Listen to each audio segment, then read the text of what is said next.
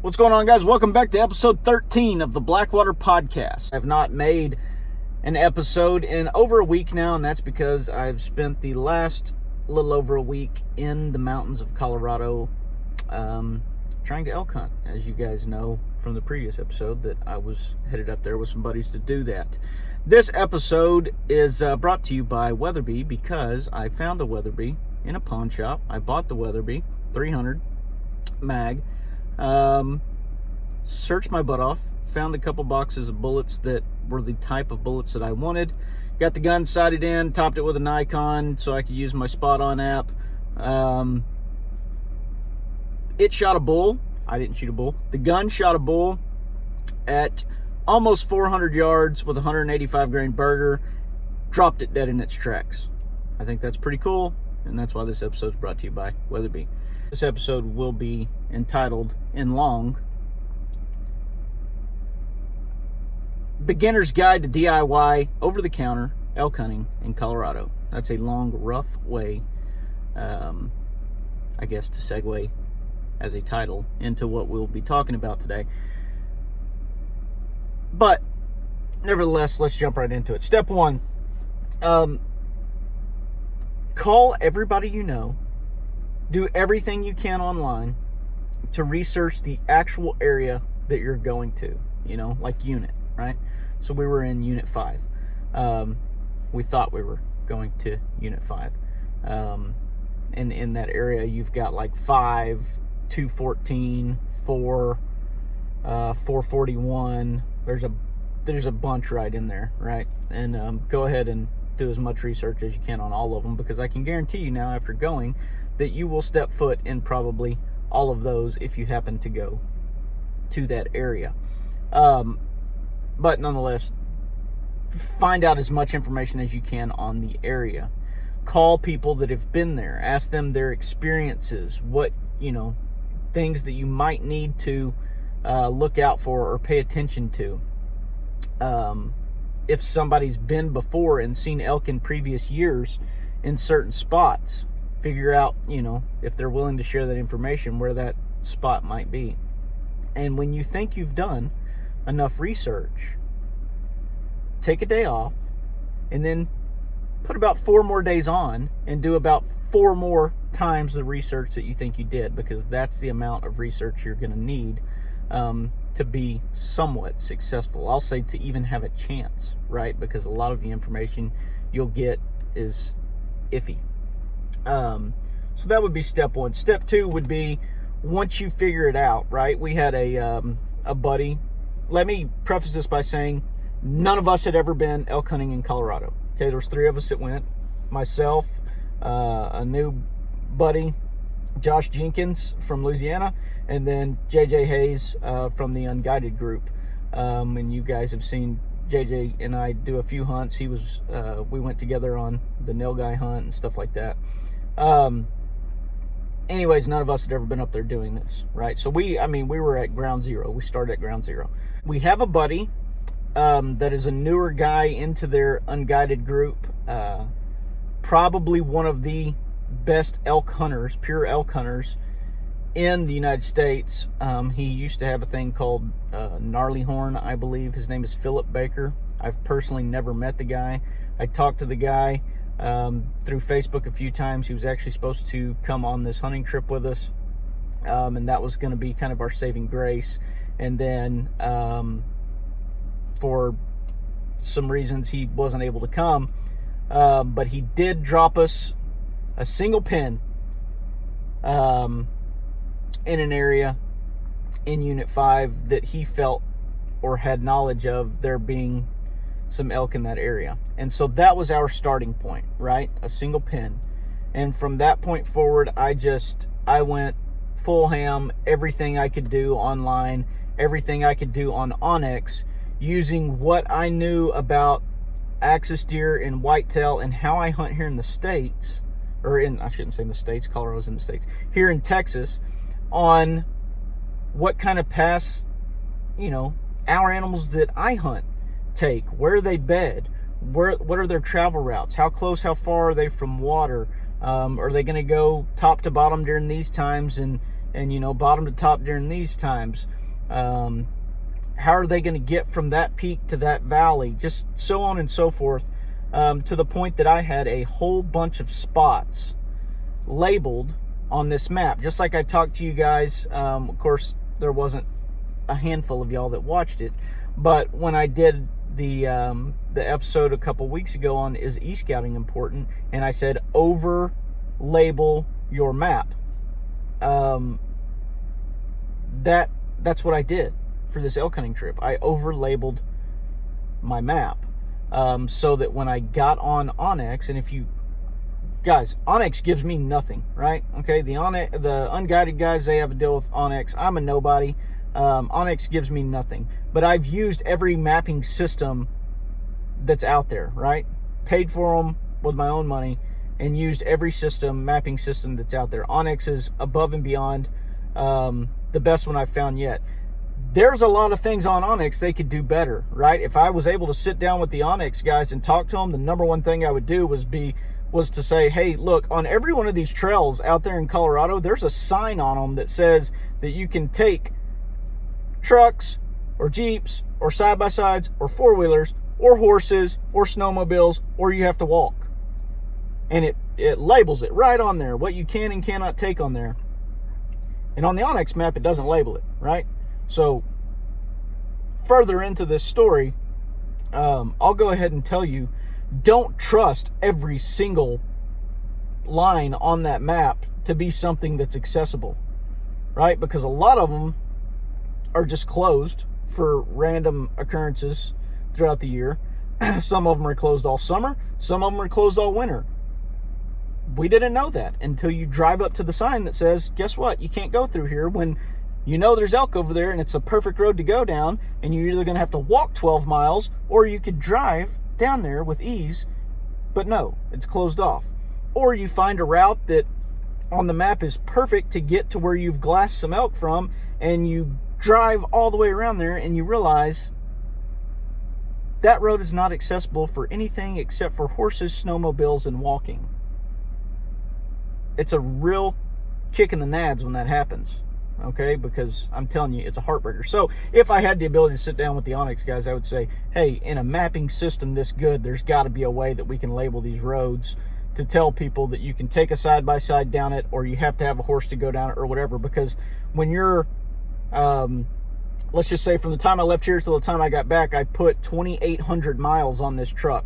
So let's say 1,300 miles roughly just in a straight drive from here to there. When you're 1,300 miles away scouting, you have no idea what those signs up there say. So if the map somehow was able to say that you could or could not access those, that would save you a lot of time in your preparation of getting up there, thinking, yes, I can go here, only to find out hours later trying to get there that no, you can't. But nevertheless, Onyx is the best mapping system we have, and you should use it to your best ability. So it's got a bunch of tools. Use the tools. Label your map as much as possible prior to going. Find all the spots you want to check out. Why is that important? Step 3 is why that's important, and that's because even with the really cool feature of being able to do 3D, double tap, drag it up, and see a flat land, with elevation, a 3D type of map, you have no clue. You have no clue how tough that terrain is by looking at a map. You have no idea at all how vast that terrain is by looking at a map. And if you think in your head, I'm going to be able to get here and walk to there because it looks like a short distance, or Onyx shows that it's only a mile, think again, because that is sometimes not the case at all. So in step 3, however good a shape you are in, you need to be in 3 times the amount of shape that you're in currently, right? If you live in an area such as Texas and you can walk 3 or 4 miles without getting winded on a spot and stalk, or a hunt, an aoudad hunt, whatever it might be, do not feel like that puts you in good enough shape to go to the mountains of Colorado at 8 to 10,000 feet of elevation and be able to do the same thing. It's not even close. It's not even close. I'm telling you right now that when you get to where your destination is and you start unloading the truck, you will be winded like a fat kid in dodgeball. And that's just how it is.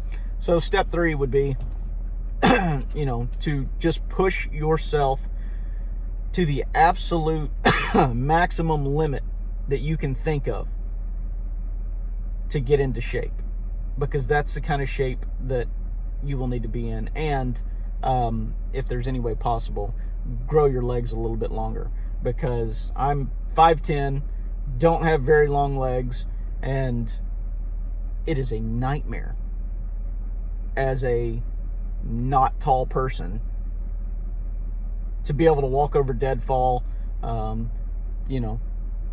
skip across a little stream while you're wearing all your junk. Just there's some stuff that's just out of reach for you. So if it would be possible, if somebody could invent something to grow your legs a little bit, that would be awesome too. The fourth thing that I would get into is kind of what to fear and what not to fear, right? There was so much played up on altitude sickness coming from a lower elevation to going up to a higher elevation that, we took that to heart, and we did a really good job with that. Not one person got altitude sickness. It never even affected me, right? We pounded water, which was one of the first things they told us. We took 2 ibuprofens every morning to relieve the, basically like what we would consider a sinus pressure headache. That's what, if you don't take the ibuprofen, before you take the ibuprofen, you can feel it. And then they have altitude pills, which I think for $50, we got enough pills that lasted all 3 of us the entire week. So you do pound the water, take 2 ibuprofen in the morning, take 2 of the altitude pills in the morning, and the altitude doesn't affect you, right? No nauseous feeling, no woozy feeling, no dehydrated feeling, no pounding headaches. That was all good. Another good thing to help with the altitude is we drove into Denver on our first night. We ate in Denver. We stayed the night in Denver. We messed around in Denver for a little bit that day before heading up to higher elevation into the mountains. And all 3 of us came back and really felt like taking that time that day to acclimate prior to getting up there helped out a lot with the altitude part. So the altitude sickness is something to definitely respect, because if you get it, it's going to knock you completely out of your trip. But it's not something to fear, because it's very easy, as long as you're disciplined about it, to handle that, and for that not to affect you. It's not going to stop you from getting out of breath, because you exert so much more energy just trying. The air's thinner. It takes a lot more oxygen to get your blood pumping, and everything is, here in Texas, we're like this. In Colorado, in the mountains, everything's like this. So basically just picture it as, if you live in Texas, that everything you do all day long in Colorado, in the mountains, would be equivalent to doing it in Texas while climbing a flight of stairs. So carrying a box from your truck into your house is the same in Colorado as if you carried a box from your truck up a flight of stairs into your house. So that's one way to look at it. You're going to exert a lot more energy. Things to fear would most definitely be the terrain and the elements, because the terrain is huge. It's almost breathtaking how big stuff is out there, right? I mean, there's areas on the map that look like a hayfield, right? And then you get to them, and the map just simply can't pick up that it's an aspen forest with no leaves. and it looks like nothing's there on the map, and you get there and it's like next to impenetrable aspens that you have to get through if you want to get to the spot you're going to. And so it's 2 steps, turn sideways, 2 steps, turn sideways the other way, fighting your way back and forth in there the entire time.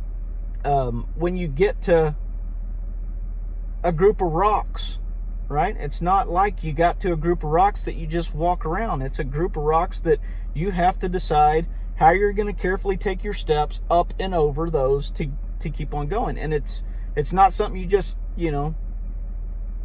run up to, hop over, and keep going, because a lot of times you're like this. So it's a group of rocks that you better take your time on, because if you slip, you're not stopping for 400, 500, 600 feet to the bottom.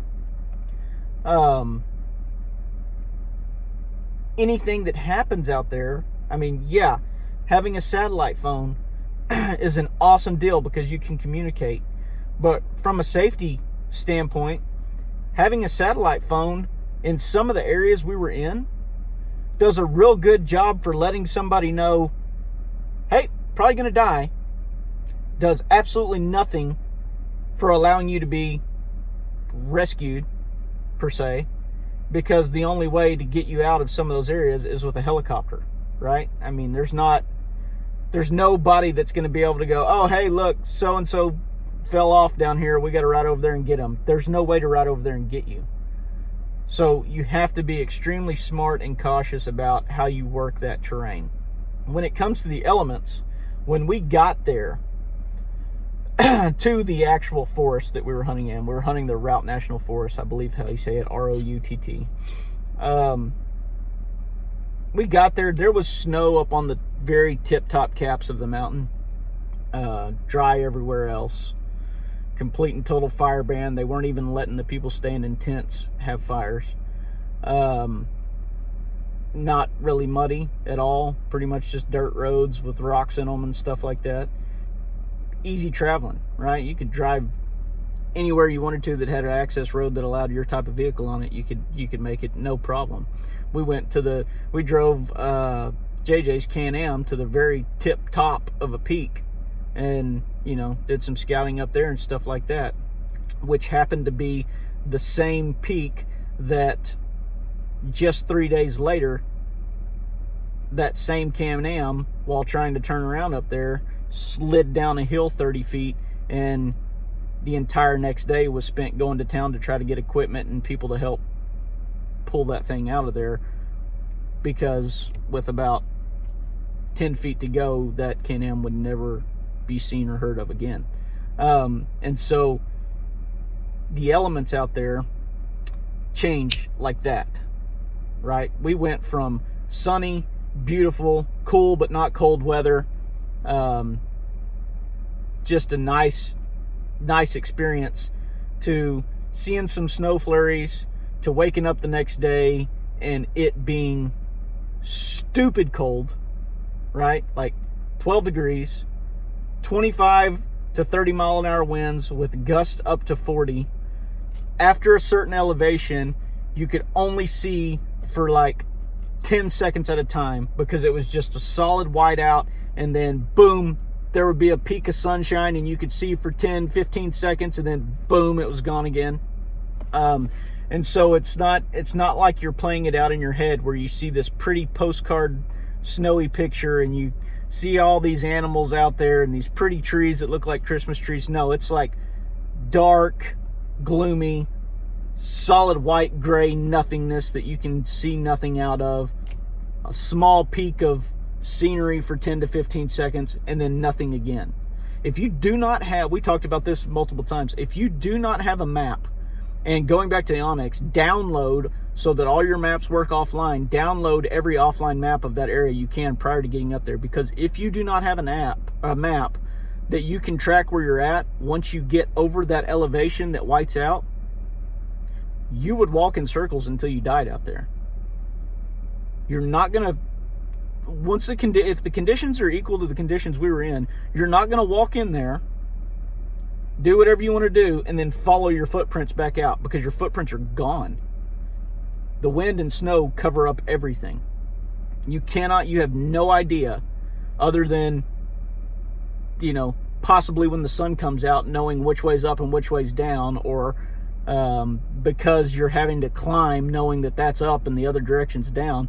But right, you make one circle and right and left are completely gone. You have no idea if you're going right or left, other than if you can look at your compass and, you know, remember which direction you possibly came in at.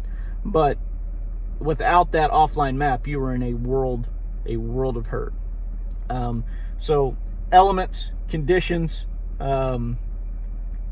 be as warm as you possibly can. I was wearing Kuiu stuff. Those guys were wearing Sitka stuff.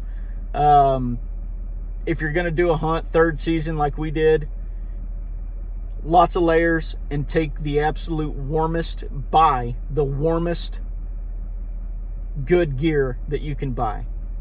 Okay, doing that hunt right there is not the time to skimp on quality gear, because you'll definitely be absolutely miserable, but you could honestly put yourself in an extremely dangerous situation by not having the proper gear. Once you get up, if you're down in town and it says that it's 16 degrees, I promise you when you're up on top, it's 2 or possibly even negative.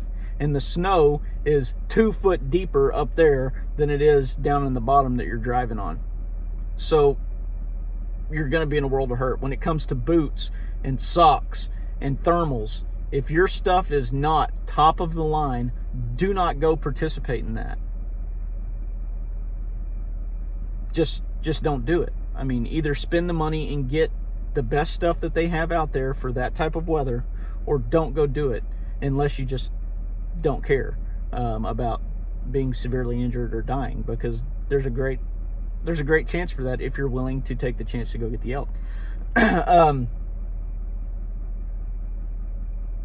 Trying to think of other tips or tricks that we learned that we wish we would have known. I mean, we did a really good job of packing well. When it comes to scouting, it's different terrain than you've seen before, but the same common principles that I've always talked about as far as glassing still adhere to those situations. So we actually pulled into an area, or hunted an area, right, where here's this mountain right here. From this side of the mountain to the front of the mountain is what we were trying to hunt. In that area, there were 12 camps with anywhere of a total of 50 to 60 people in those camps. More people driving in daily and riding up and down like we were. One camp with some awesome dudes that really saved our butts, directly across from our scouting spot. And just using the principles that I normally use looking for oddad or elk, or oddad or axis or whatever, stuff like that up in the hills here in Texas. We pulled in, and within an hour and a half, it was actually our first spot that we decided to glass from, because you could see a hillside. I said, just glassing through there, I'm going across, panning. I always go top section left to right, middle section left to right, bottom section left to right. And then when I get to a stopping point in each section, you never want to do your binoculars like this to look around. Get to a stopping point, get your glass steady, and then use your eyes to move around in your glasses, so that you're not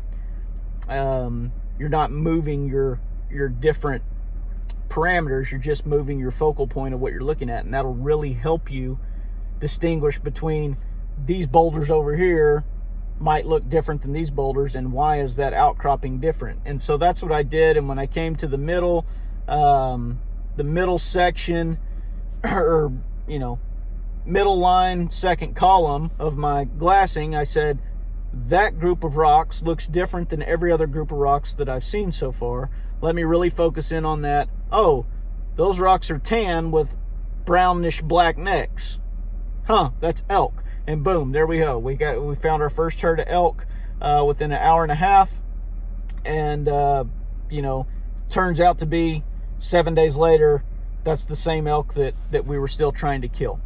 And so using those glassing principles will really help you out, and you have to take your time, right? Because it was probably 35 minutes into glassing that same spot and going over it once, twice, three times, once, twice, three times. My third section around is when it clicked in my head, those rocks are different than the other rocks I've been looking at. I had already seen them 3 times without even checking up to think they might be elk.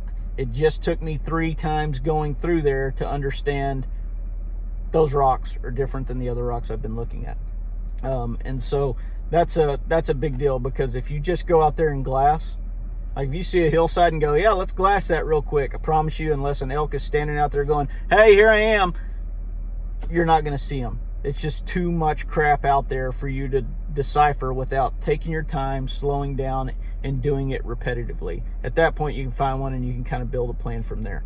The second part about glassing is don't not glass something just because somebody said the elk probably aren't in that area. Because every single thing that we were told about where elk were during that time of year was completely wrong, right? We had heard that they were probably pushing down to the valleys because they were about ready to migrate, and that the majority of them were going to be around that 6,500 to 7,000 feet of elevation. Not one elk was found in those parameters. Every elk that we saw was from 9,400 feet and up. So if we would have gone into it just going, okay, let's only hunt or look, scout in areas that are from 8,000 to 6,000 so we can be in that range, we would have never seen an elk the entire time. And I can tell you this, that of all those people in there, so we had 12 camps on our side.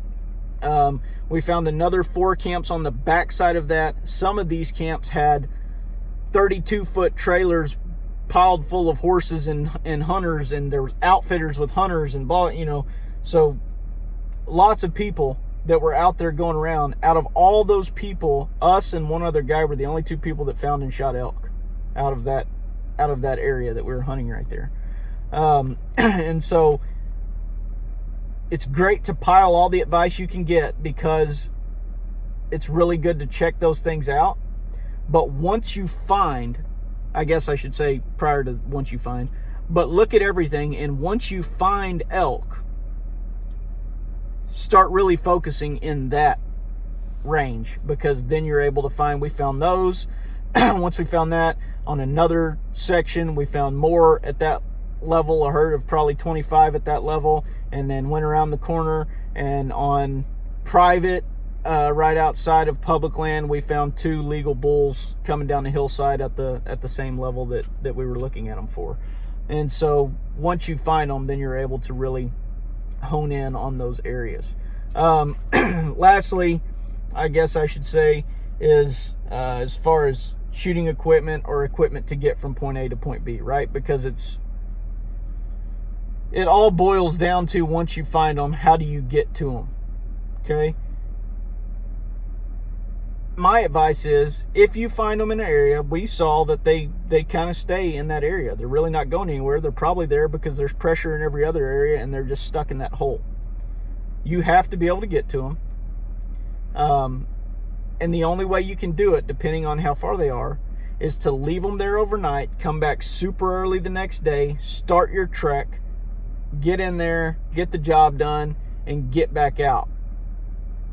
Because let's say you find an elk at noon, at the distance we were from those, which turned out to be, it was about 4 miles down and back up to them. And then once the shot was made, it's about 4 miles back out of there. From noon till dark, no possible way to get that done. You would have to be there at noon, make the shot at noon, then make your first pack out, and you're still probably going to walk your last half mile in the dark. Or that's exactly how this situation that we just got back from turned out. Josh started his hike for those elk at daylight, and he got back to the Ranger, which, you don't want to go down, up, get it, turn around and come down and back up. You want to be able to get to where you are, because you're so tired at that point. You want to be able to tear off to where your walk back is solid downhill. You don't want to have to be coming back up after that. And so daylight to killing the bull, 4 miles, and then 4 miles back down. He came back down almost 2 hours after it had already been dark, having to walk through deadfall and knee-deep snow and crossing creeks and all that stuff in the dark with, a pack of elk on your back. So pay really close attention how you do that. If not, you can really get yourself in a very, very bad situation. And then when you're in temperatures like that and snow like that, probably my last thing would be, or advice would be, most definitely take some type of tape, piece of duct tape, and put it over the end of your barrel. If you don't have some type of scabbard and you just either have a sling or you have a slot in your pack that you're carrying your gun, if you do not have tape over the end of the barrel will be full of snow by the time you get to where you're going to get. Josh experienced that and had to ream it out before he was able to shoot. So put that on there. I've seen Steve Ranella do that 100 times, and I knew to do that, and we just didn't do it. Also, scope covers. I had the plastic scope covers on like everybody else in Texas. They suck when you get in those temperatures. You need to have some form of neoprene scope cover or something like that would keep the moisture and the snow and all the humidity and everything out of there, so that when you do take that off, even if it does fog up, you're able to wipe it off real quick and make your shot. In our situation, it was a long process for Josh to be able to get that glass to acclimate enough that he could wipe it through without it immediately coming back and see through and make a shot. So your equipment, as far as the gun goes, be very mindful of that. Be able to keep your bolt and your trigger clean of the snow and ice and out of the elements, because in that situation, Josh had to take a pocket knife out and cut ice from in between the trigger and the trigger guard just to be able to pull the trigger and make the shot, because it was completely frozen solid and it had to be chiseled out prior to making the shot. So those are things that you would never think of until you get up there, that now we've experienced, and hopefully you don't have to experience that also. You can just take it from the different, I won't even say mistakes we made, but stuff we didn't know until it happened. So in short, or I guess I should say in long, because I've been going forever now, tons of scouting, over label your map, get as much info from people that have been in the area as possible. Set realistic goals for your expectations. Okay, you might get to a point that you say, you know what, I found elk, but I can't get to them, or whatever it is. If you got it in you to go for it, go for it. Just remember to be super safe. If you don't, just remember it's okay. You can learn whatever it is that at that instance that you need to be able to do, or need equipment-wise to be able to get there, and you can return the next year. Right? That unit we were in, you can go to the office and buy a tag any year. You don't have to draw that. So you can work yourself up to being able to get up there and put down whatever you need to put down. You don't have to do it all at one time. Super good clothes and equipment. Be prepared for the elements. Take a sat phone. That's a big deal, not only for rescue, but being able to communicate, because it took all 3 people to make that happen over the amount of time we were there, right? You have to be able to communicate about where stuff is, or where you're going to be coming out at, or timing and all this different kind of stuff. And without a sat phone or a really good set of 2-way radios, it's impossible to do that. You have no service once you get up there. Equipment good enough on the knife side or on the gun side to be able to make the shot. Take a big caliber gun, because you don't want those things running. You want stuff to drop where you shoot it at, to be able to get to your next spot, get stuff cut up, and get back down. If that elk Josh shot would have ran 200 yards, up or down, either way, we're in a completely different situation now, because that's another hour of time spent trying to find it, prior to being able to start working on the animal. And literally every minute counts while you're up there. So have good equipment to be able to do that. Have good knives, whether it's Havalon or Outdoor Edge or whatever it is, or, you got a fixed blade that somebody made, whatever it is. Have great quality knife equipment to be able to make your cutting go as smooth and fast as possible to get that thing packed up and packed out. Have a great pack.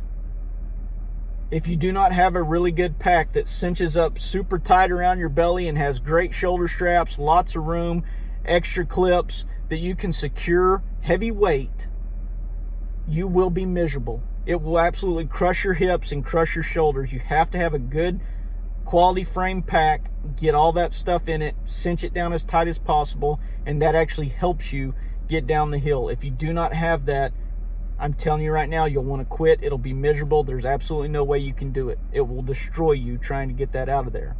So have quality equipment on that. And then, lastly, just be super careful. Understand that you're not going to be able to get your truck places. I mean, we pushed it as hard as I was willing to push it with my truck. I actually came back and told the guys, I'm not driving in there again. I'm not doing it. Sorry. Anxiety got the best of me. We got to a situation trying to go, rescue the side-by-side, where we tried to go too far uphill and in the snow, and my trucks can't make it any farther and start slipping, and I have to back out a half a mile, maybe not a half mile, maybe a third mile down a snow embankment, when if I go off the right side, which is literally 2 feet outside my tire, if I go off the right side, sliding or bad steering or whatever it is, you're done for. You may not die, but your truck's definitely going to roll down the hill probably 100 feet, and you're never going to get it out of there. And once that happens, now we're stuck 8 miles up a hill without ever, with no way to communicate with anybody, and having to walk out in below 10 degree weather in a snowstorm. And so, you have to be cognitive of that type of situation, that you're just not going to be able to get some equipment some places. The side-by-side was awesome. Heck, one day we rode 80 miles in a side-by-side scouting or trying to look at new places. And it was awesome. But even at that point, it can only go so far before you need a four-wheeler, or before you need a horse, or before you better be in good enough shape to walk 8 miles in the worst terrain you've ever walked in. So pay close attention to how that's going to work out. Don't think that just because the road says there's a trail there that you're automatically going to be able to use that trail. Just be smart enough to know that there are situations that if one thing goes wrong, you're not getting back out of there. And just don't overstep that bound. Just realize that there's always a way. If you'll calm down and just think about it, there's always a way that you could probably make it happen without putting yourself at that much risk. And lastly, take some good guys with you and just enjoy the experience, right? You got a long road trip to get there. You're going to hear lots of great stories. It's going to be an awesome time. You're going to eat cool food. You're going to visit cool towns. You're going to see awesome scenery. You just got to remember to respect it all, and to understand that it is a complete group effort. I was extremely proud of us taking 3 guys in there. All 3 of us played different parts and different roles, and we were able to get a bull down. And Josh killed the bull, and so he obviously gets credit for doing that. I just feel like it was such an awesome thing for all 3 of us to experience. There were 4 bulls in that herd, and in a snowstorm like that, when Josh shot, the other ones walked up, maybe 100 yards uphill, and I guarantee they're still there today. I mean, without the blizzard coming through that came through the night that Josh shot the bull, after it got dark, we had a bad blizzard come in. The next day was 70% more snow than the day before. Anyways, long story short, we could have Made the same hike, gone and shot another one. Made the same hike, gone and shot another. We could have shot 3 bulls and just made ourselves absolutely miserable. But to me, it was the experience of doing all the work ahead of time, getting there, seeing them, having, Josh and JJ in our group that were willing to go try to find them or see how they could get to them at that one point. Having Josh going back the next day, he just had like He-Man determination that, look, guys, I'm going to get that bull. And he went up there and he got the bull, and, then getting the bull back down. I mean, that to me was just a accumulation of all 3 of us, being able to be one person and have different parts and make that happen. And that was absolutely amazing. So anyways, I know that I've been extremely long-winded on this.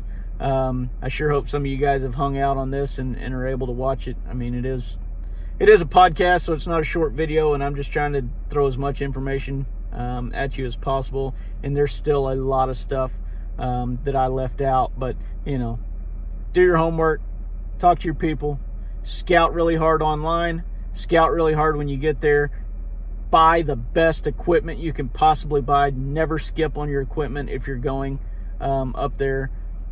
Be over prepared, be over in shape, push yourself to the limit prior to getting there. Take care of your body as far as the altitude sickness goes to relieve yourself of that issue. Be safe and enjoy the experience of the hunt. Make that mean more to you than getting there and shooting something, getting home. If you do all those things, I promise you, as miserable as you can be, you're still going to have a good time, and you're still going to put it in your memory bank, and it's still going to be a fun memory for you. If not, and your only goal is to push yourself to the limit to try to get one without taking anything else into consideration, just know that you've already been warned that there's a great chance you're going to get hurt or severely injured by doing that. You have to slow down, you have to pay attention, you have to make sure that you've crossed all your T's and dotted all your I's. And if you do that, you're going to have a good time, no matter how bad the weather or the elements suck or the terrain sucks. You're still going to have a good time. Anyways, I hope you guys enjoyed this. If you have questions or think of something that I didn't mention in here, drop in the comments down below. I'm happy to answer that to the best of my ability. Like I said, this was my first time, any of our first time, going up there, doing an over-the-counter DIY hunt in Colorado. We had no idea what we were doing.